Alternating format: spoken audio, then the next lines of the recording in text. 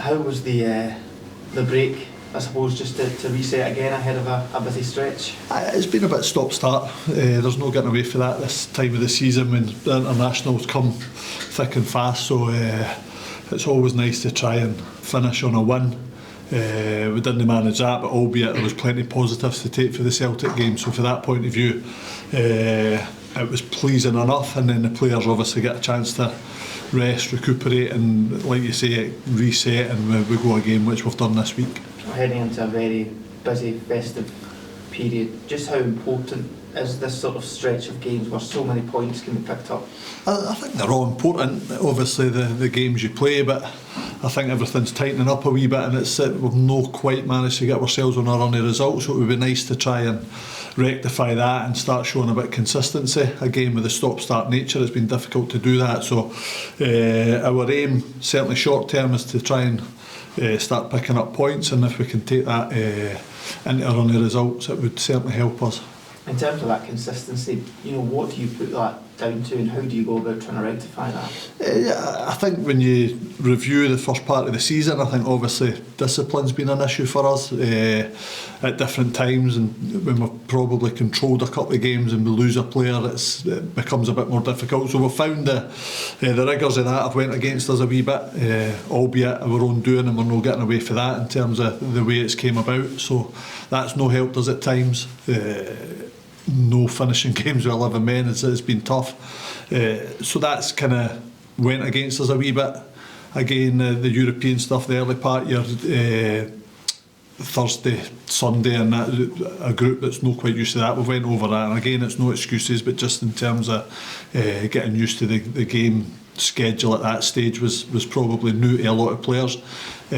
So now it's like you say, there is a run of games, so hopefully with that run of games we can certainly find that consistency that we've been looking for. There must be a lot of belief as well that when it does click, that this could still be a very successful season. You just saw what happened last year. That belief must still be there within the group. Yeah, definitely. I think that it goes without saying how tight the league is, and if you can get a couple of wins, you find yourself in the top six, so it's important we do that. But the belief's definitely not gone. We're fully belief in with the same aim as we had last year, is to be in the mix come the split, and if we can be in that top six round about then, and hopefully that gives you the opportunity to continue playing European football, and that aim's not changed this season. Has that break allowed you to focus a bit more on the disciplinary issues and maybe hammer home with the players that you need to get that out of your game? There's no getting away for that. It's been spoke about, it's hopefully been dealt with. Sometimes it happens, tackles in the game, obviously. You're not getting away with as much as you probably did in the past. Most tackles nowadays, unfortunately, are booking, so that's something we need to think about as well, but that's just the nature of the beast, and hopefully it's just a coincidental phase, that first part, and we're beyond that now. Has it helped with January planning as well, having that break? Is that something that the club have already looked at? And that's a constant. It's a constant merry-go-round that between end of August and then you're back to January. Again, you're then looking at the next summer. So that's a constant. The manager and Ross are constantly reviewing those situations. So that's a non-stop for them, really. There's no winter break this season. How do you feel that will affect the team and the players going forward? I think it should be okay. Obviously we've managed to shift the Dundee game, so that alleviates a bit of pressure in the middle of January for us. So it's just that, like I say, it's a bit more week to week for us. Obviously the Christmas period becomes a bit more busy, but again we get a wee bit shut down with the Dundee game being changed to next week, so that takes a bit of pressure off us. So it'll be fine. We're all looking forward to it. Paul, can I ask you about these international breaks? There's been 3 of them between August and November. Yeah. That must be really difficult for clubs to try and manage their players, because not every club has players away in international duty, and yet here we are now, we've got a straight run right through now until March. Yeah. Games Saturday, Wednesday, maybe Sundays as well. Yeah, I think it can work both ways, I suppose. I think if it's not going well, you can then maybe batter the training ground and put the right the wrong, so to speak.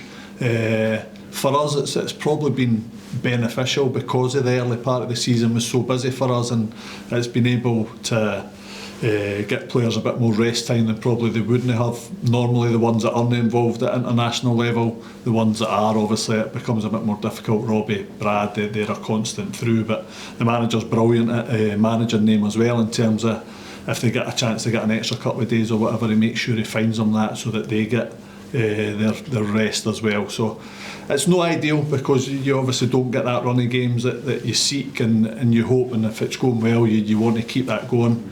If it's not, there's nothing better than going straight back into a game and try to right the wrong. So it's no ideal, but it's what it is, and we just deal with it the best we can, and it gives you the chance to balance whatever needs balanced at that time. We all want international teams to do well.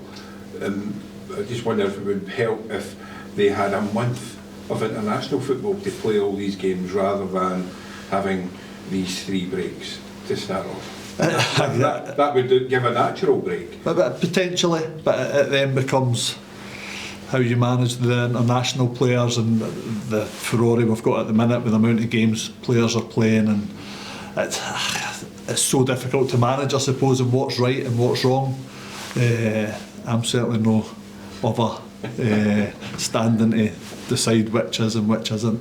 In terms of your opponents this weekend, what have you made of them recently?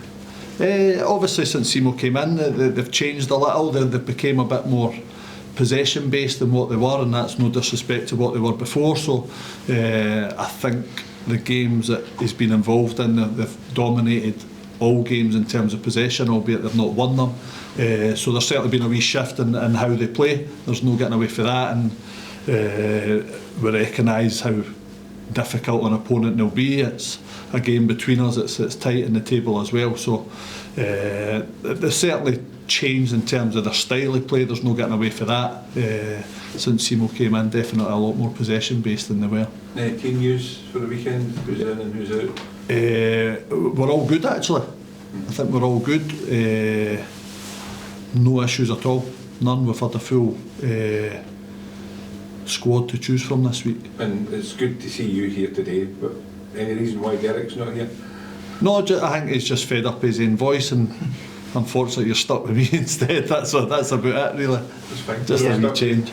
The Girl VAR review panel sort of concluded that Rio Atati should have seen red against that tackle with Liam Donnelly. Is that sort of frustration when you, obviously at the time, you need that result to sort of, that sort of decision to go in your favour? Is that frustration that now in hindsight they've sort of admitted that again, once again, you're on the wrong side of a disappointing refereeing decision? Hindsight's a wonderful thing, and I'll be brutally honest, I thought at the time it was no more than that. The frustration is that you have got the option to go to the screen and check it, which hasn't happened, but it's another thing that happens in the game.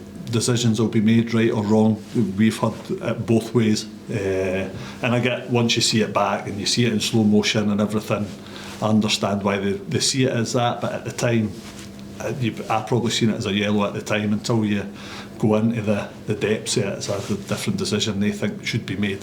It's no the end of the world, really.